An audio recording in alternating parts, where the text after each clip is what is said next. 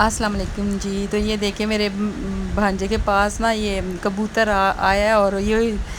ڈر گیا ہے بیچارہ۔ تو یہ میرا بھانجا اور میرا بیٹا یہاں سارے یہ نماز پڑھنے آئے ہیں، تو خانہ کعبہ کے پاس بھی اس نے خوب دعائیں مانگی ہیں۔ یہ چھوٹا سا گڈا ہمارا ماشاءاللہ پہلے نماز پڑھی ہے اور اب یہ اس طرح خانہ کعبہ کے پاس آ کے دعائیں مانگ رہا ہے، اور اللہ تعالیٰ اس کی چھوٹے سے کی ہر دعا قبول کرے اور اسے ہر زندگی کے ہر میدان میں کامیاب کرے، اور اللہ تعالیٰ ہم سب کو بھی اسی طرح عمرہ حج کرنے کی توفیق دے اور زیادہ سے پیسے دے، اور اس کے علاوہ میرے بیٹوں کو